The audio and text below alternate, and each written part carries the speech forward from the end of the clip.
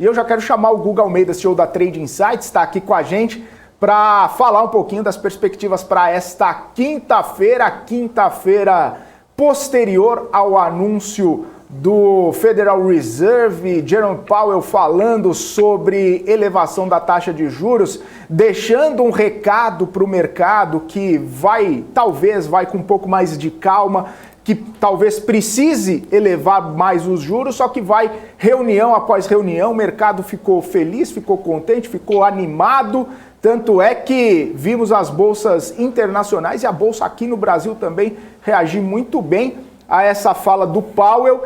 E aí o Guga Almeida, que ontem trouxe aquele cenário pra gente, e eu fiquei de olho no cenário que o Guga falou, os 102 mil pontos lá no índice futuro, e chegamos lá, hein, Guga?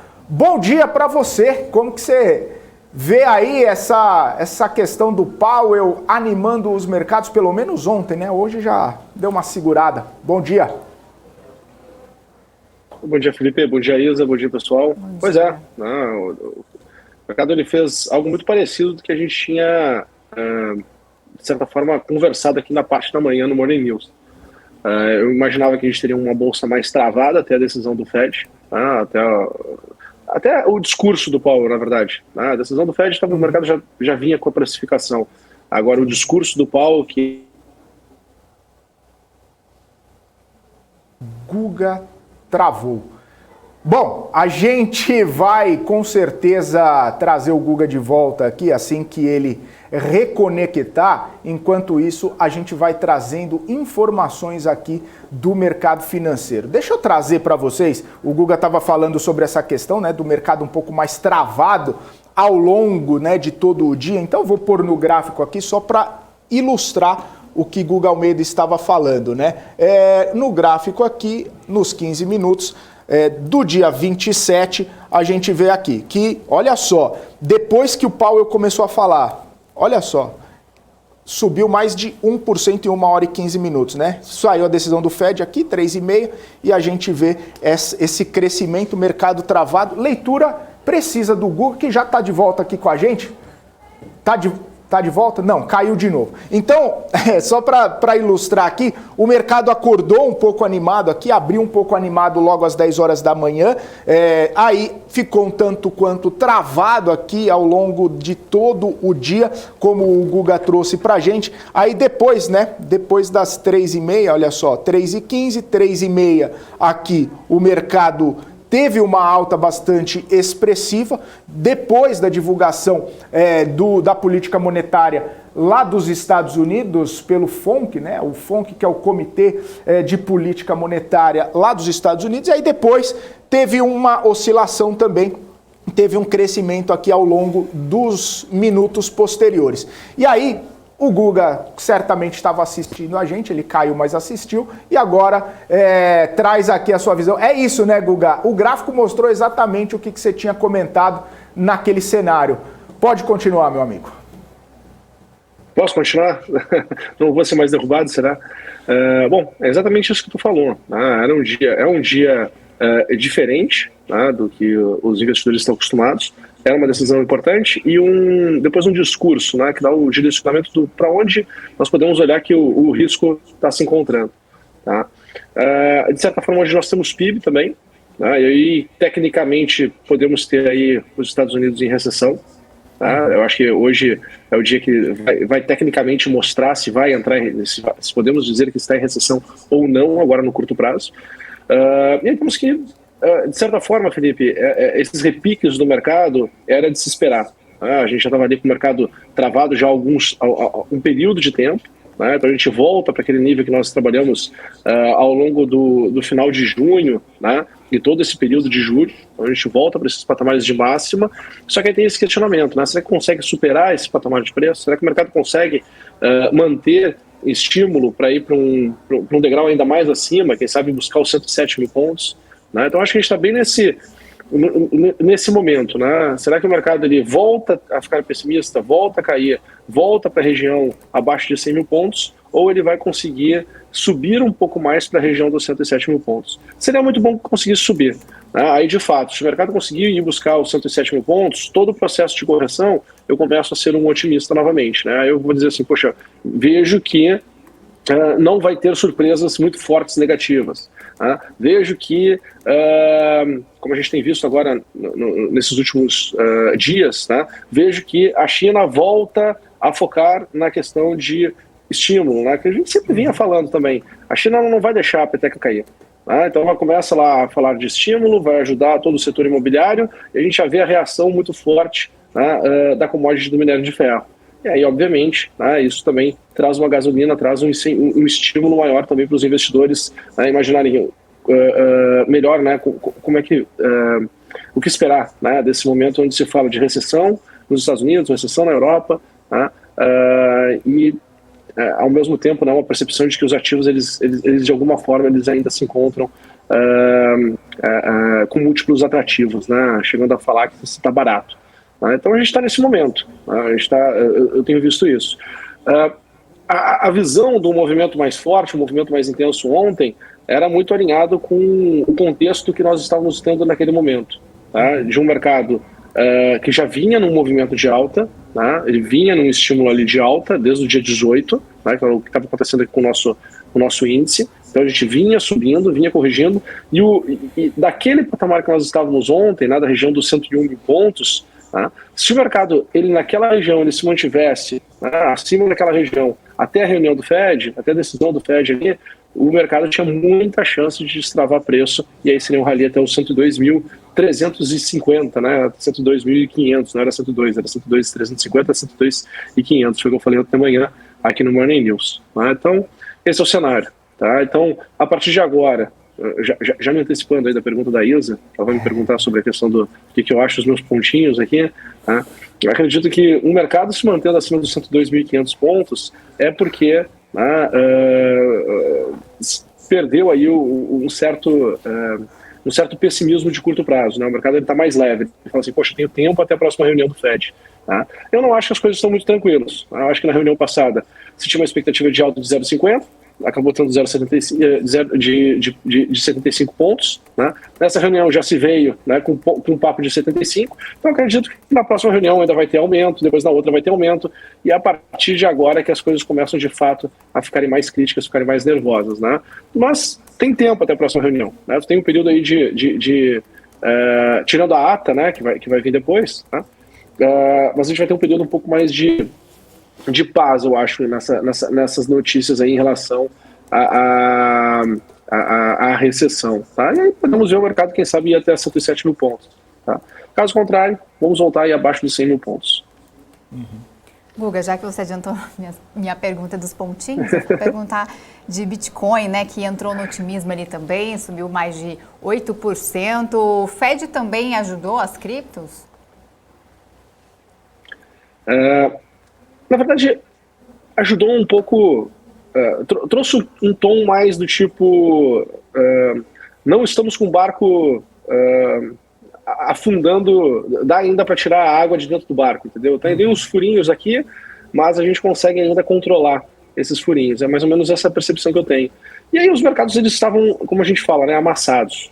A gente estava com o mercado ali com uma pressão maior vendedora e não necessariamente ele foi às compras, Quando existe uma diminuição da pressão vendedora, o mercado ele consegue respirar e ele vai buscar um ponto de equilíbrio num patamar um pouco mais acima. Sem contar a turma que especula, enfim, tem muitos participantes com muitas cabeças diferentes, com muitas opiniões diferentes, com muitas estratégias diferentes. E aí ele volta para um patamar um pouco mais acima. Nós, particularmente, estamos enxergando que um alívio do Bitcoin pode, a gente, sem surpresa nenhuma, ele pode voltar para a região dos 27 mil dólares, sem surpresa nenhuma. E isso não muda em nada o contexto ainda de correção mais forte. É simplesmente um ajuste, porque, querendo ou não, a gente veio aí de um Bitcoin de 64 mil dólares para a região dos 18 mil dólares. Então teve aí uma desvalorização de 60%. Do criptoativo. É uma bela desvalorização. Então, ter esse ajuste, né, ter essas correções, ter esses respiros do mercado é super natural, super normal. Tá? Quem viveu ali de 2000 e... Não estou dizendo que vai ser o mesmo cenário. Tá? Eu acho que os ciclos são outros, as forças são outras, a capacidade de transformação do mercado é outra. Mas quem viveu de 2010 a 2016 entende muito bem o que eu estou falando. A gente teve vários rallies ali de 30%, 40% sem fazer novas máximas históricas. Tá? E aí depois o mercado voltava a corrigir, voltava a cair, ele não conseguia avançar e entrar em tendência, né? Ele subia, caía, dependendo do contexto ou dependendo da expectativa dos mercados, né? Dos participantes. Quando ele caía, ele voltava para um patamar um pouco mais abaixo, porque tu tinha mais participantes tomando risco numa determinada decisão, aí as expectativas, as teses não se concretizavam. Então, cada momento é um momento, né? E a prática, ela mostra que a grande maioria, o grande consenso do mercado, ele tende a estar errado. Principalmente quando o movimento não acontece, né, logo depois que as pessoas estão falando. Né? Então, se a gente for pegar aqui a última fotografia, até mesmo esse ano passado, né, os grandes calls surgiram praticamente na máxima histórica da nossa bolsa, né, e generalizado. Né, os grandes calls aconteceram lá. O pessoal começou a falar de recessão quando o mercado aqui atingiu, né, a região dos 100.000 pontos. Então, assim, e aí o mercado travou, né? Aquele movimento todo de queda, aquela intensidade de correção, ela aconteceu antes do mercado, de fato, começar a ter um consenso e falar sobre. Né? Assim, um dos melhores indicadores que a gente tem hoje são os próprios grandes influenciadores sobre finanças no mercado. Né? O que eles falam geralmente traduz aquilo que já está meio que no final, porque eles olham lá para as tendências, o que as pessoas querem escutar, elas querem escutar uma explicação do que aconteceu, então eles trazem muito esse sentimento do mercado. Acho que é um novo grande indicador que a gente tem aí para poder analisar as janelas de oportunidade. Né? Quem é um pouco mais macaco velho de mercado, né, consegue tirar proveito disso, porque tu traz a grande massa, tu traz um grande consenso, né, porque, querendo ou não, essas pessoas têm um grande poder de persuasão, e aí tu olha a resposta que o mercado está tendo para aquela opinião que eles estão formando. E aí tu consegue ter uma percepção muito mais aguçada do sentimento do mercado, porque, de fato, o mercado ele costuma, a opinião costuma, da grande massa, né, o grande consenso, ele costuma estar olhando para aquilo que já aconteceu, né, e não para aquilo que pode vir a acontecer. Então, é isso que eu tenho enxergado aqui. Tô gostando do fato de estar respirando o mercado. É bom também esse respiro, essa oxigenação aqui. Maravilha.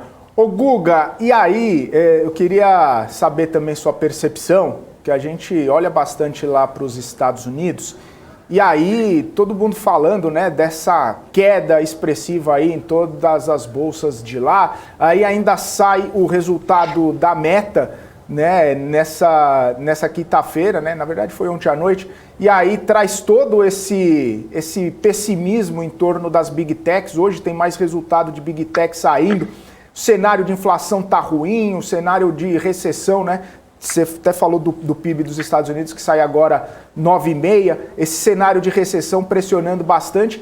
A Nasdaq ontem deu uma respirada, subiu 4% depois do anúncio do Fed, mas mesmo assim ainda está bastante pressionada por conta dos resultados mais pressionados das empresas de tecnologia. Lá a gente pode ver que esse fundinho aí do poço pode ser um pouquinho mais lamacento, lembra dos desenhos, aquela pode ter um alçapão, areia movediça do poço. Aquela areia movediça que você cai mais um pouquinho depois de pisar nela. Você vê isso principalmente baseado aí nesses resultados mais pressionados, Guga? Então, Felipe, como é que se comportam os mercados de fato, né? Os grandes movimentos eles acontecem quando o mercado é surpreendido. Não é quando a gente consegue entender bem o que está acontecendo. Então, vem uma surpresa. Então, vamos lá, se a gente voltar para o exemplo da queda do início do ano de 2020, ali do Covid, o que a gente teve? A gente teve ali as mínimas da Bolsa, sem nenhum caso no Brasil de morte por Covid. Então, a gente fez a nossa mínima lá. Depois, né, o mercado, o que aconteceu? Ele fica, de certa forma, um pouco exagerado, né, porque quando o mercado ele percebe que está errado, tem uma grande mudança de consenso. Então, se tem uma grande mudança de consenso, um dos lados pesa muito mais forte. Né? E aí a gente tem aquele movimento que, querendo ou não, ele cria uma situação errática de momento. A partir dali tem uma primeira resposta positiva. Tá? Então, por exemplo, agora essas altas que nós estamos tendo agora de curto prazo, ela pode ser essa primeira resposta positiva. Tá? Então, assim, não é a operação mais saudável de se pegar. Né? Dá dinheiro, tu consegue fazer uma operação de curto prazo, é um giro, é um momento de giro. Não é aquele momento que a gente toma posição, senta na posição e, vamos surfar o movimento a partir daqui. É um momento de famoso repique do mercado. Só que esse repique ele tem uma importância, porque ele mostra para o investidor como os participantes do mercado estão acreditando em relação ao mercado. Né? Então, vamos imaginar, se não um repique, fora, né, de um contexto positivo que justificaria uma movimentação alta, positiva. Né?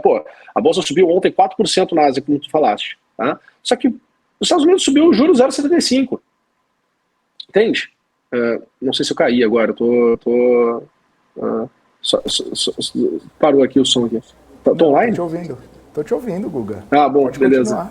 Eu achei assim, caiu de novo. Então, a gente tem que entender isso. Esse primeiro repique é muito importante. A partir daí, a gente vai ter um cenário que vai ficar pior. Qual é o cenário que vai ficar pior? Né? Se a gente for olhar agora daqui para frente, né? Qual é o cenário que vai ficar pior? Vai ter mais elevação de juros nos Estados Unidos, obviamente. Mas não necessariamente o mercado vai fazer novas mínimas. A gente não sabe ainda se ele vai fazer novas mínimas ou não.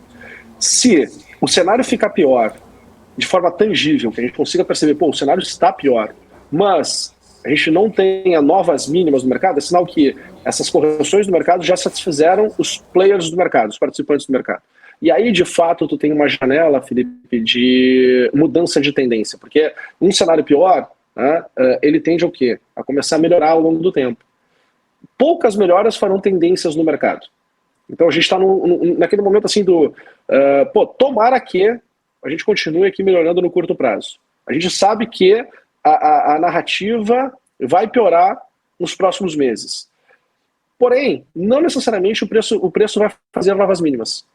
Só que tu vai ter um contexto, um cenário mais interessante, tu vai estar muito mais tranquilo em tomar risco, porque tu não vai estar sofrendo, olhar tipo, tô ganhando, depois tô devolvendo o que eu tô ganhando. Ontem mesmo eu estava conversando com um investidor e ele falou, poxa, Guga, tomei uma posição, ele tomou uma posição, estava ganhando 15% e depois o ativo devolveu tudo que estava ganhando e agora estou no prejuízo, é muito ruim. Então, é exatamente esse sentimento que não é legal de ter. Né? Quando a gente toma posição nesse momento, que é quando o mercado ele faz as mínimas, ele tem o primeiro repique, tu tem que entender que é um movimento de curto prazo, é uma operação de curto prazo, o mercado vai devolver, porque o mercado tem um cenário a ser piorado. Óbvio que a função do Jeremy Powell é trazer uma tranquilidade no momento de estresse do mercado. Imagina se ele fala coisas ruins e ontem saem os dados do Facebook de forma negativa. Todo mundo vai falar assim, poxa, o juro vai subir, os dados estão ruins, ferrou, vai acabar, o setor de tecnologia vai colapsar nos próximos anos, aí vão criar toda uma narrativa mega pessimista em relação a isso. Então tudo tem que ter um pouco de cuidado, porque a resposta dos mercados, elas podem ser interpretadas da maneira como for. Já vi aí resultados de empresas fenomenais e a empresa cair no dia. Resultados de empresas terríveis e as empresas subirem no dia. Então, tudo pode vir a acontecer. A gente precisa ter um pouco a gente tem que ter critérios claros para se tomar posição e entender, olha, dentro desse critério claro para tomar posição, a expectativa que eu posso criar dentro do contexto atual é X, é de alta, pontual, um determinado repique. Não, dentro da expectativa que eu tenho aqui de curto prazo é que as coisas tendem a melhorar e eu posso tomar uma posição e carregar essa posição por um período maior de tempo, que o horizonte, as coisas vão terminar, né, vão melhorar. Depois da tempestade, óbvio que vai abrir, vai ter sol e tudo mais. Né? Então, tem coisas que são um pouco lógicas. Né? Então, o investidor precisa ir dançando esses movimentos, né, esses momentos do mercado. Maravilha. Fechou então, Guga. Valeu. Ótimos negócios para você nessa quinta-feira. Amanhã estaremos juntos novamente. Um abraço. Boa quinta para você, Guga. Valeu, pessoal. Um abração. Tchau, tchau. Tchau, tchau. Falamos aí com o Guga Almeida, CEO da Trade Insights, aqui com a gente. Bom,